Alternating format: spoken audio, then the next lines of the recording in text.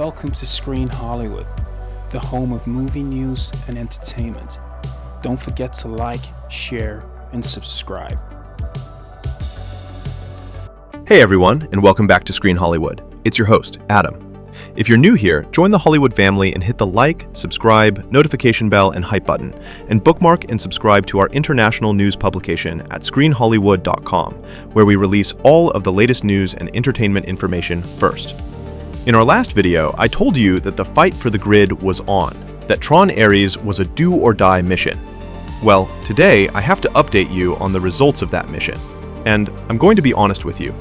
The Screen Hollywood team was very reluctant for me to do this video. They told me the topics I'm about to cover are too controversial, too political. But I insisted. I told the higher-ups that you, the TRON community, the people who actually fought for this franchise, deserve to know the truth. Because this is a story that no other news publication or YouTube channel will cover, and that silence is part of the problem. First, let's start with the victory. The undeniable mathematical proof that the fans have spoken.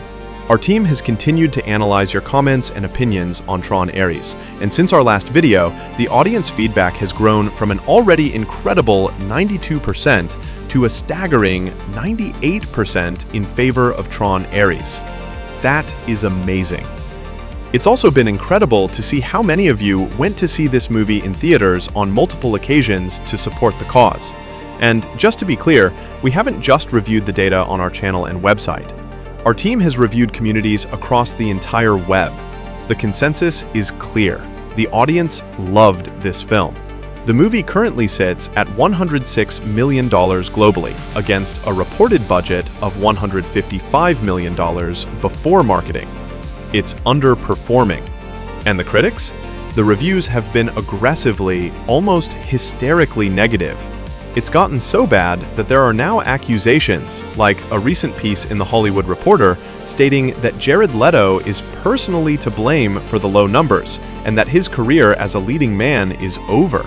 Now, you all know I am not a massive Leto fan, but I do not believe in throwing actors under the bus who don't deserve it, especially when that person worked their ass off to bring a movie we all wanted to the screen in the first place. Our team has researched these claims, and we can confirm there is zero evidence to back them up in relation to TRON Ares. It's a hit piece. And this is where we are witnessing a seriously bizarre TRON discrepancy happening before our very eyes in 4K.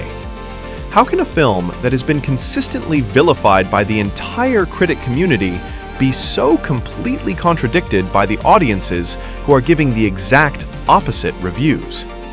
This simply doesn't make any sense.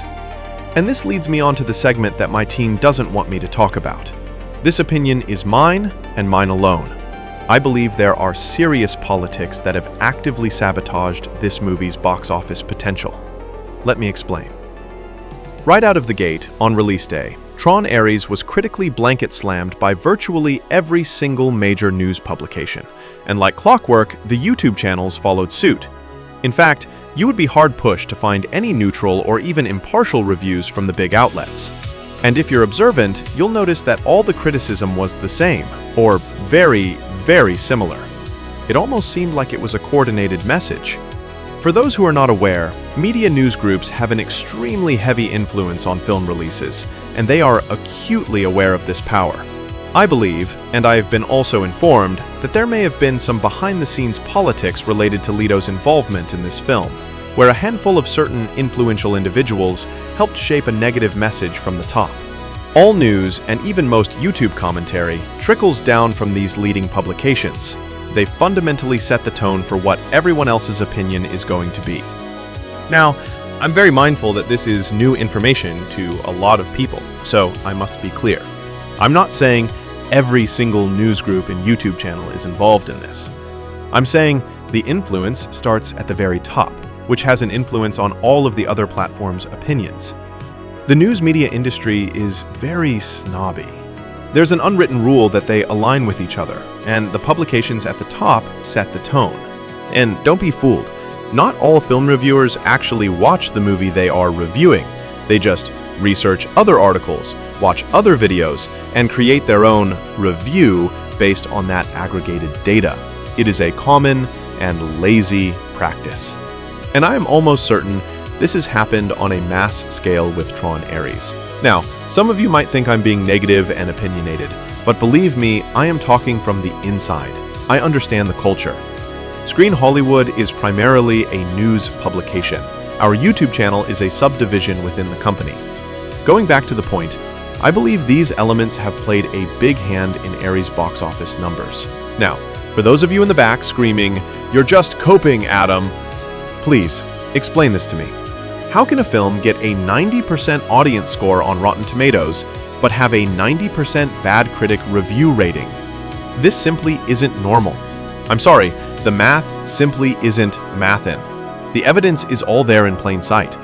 I suspect the TRON Ares box office numbers were tainted by early, concise, and aggressively negative reviews that put off a large element of the global TRON community from even giving the movie a chance. The final, absolute evidence of this sabotage is the insane number of you who actually saw the movie in theaters and absolutely loved it.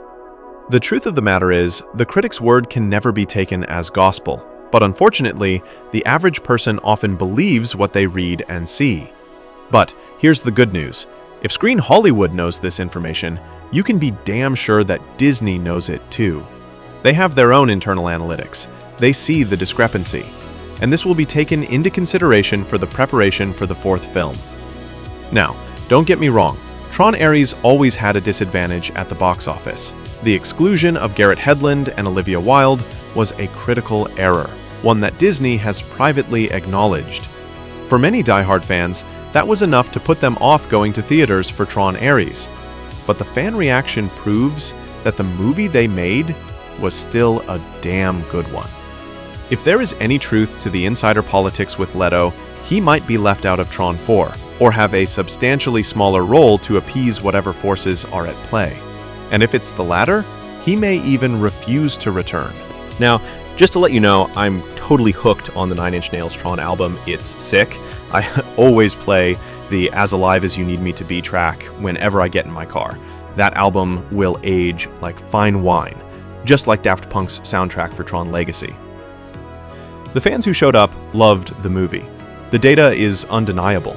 The audience won. Now we just have to wait and see if Disney has the courage to listen to the fans instead of the critics for the next chapter.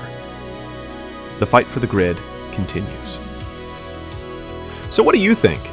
Do you believe there was a coordinated effort to tank this movie? Let me know your honest thoughts down in the comments below. As always, if you appreciate this kind of unfiltered, deep dive analysis, hit that like button, subscribe to Screen Hollywood, and ring that notification bell. This has been Adam for Screen Hollywood. Thanks for watching. End of line.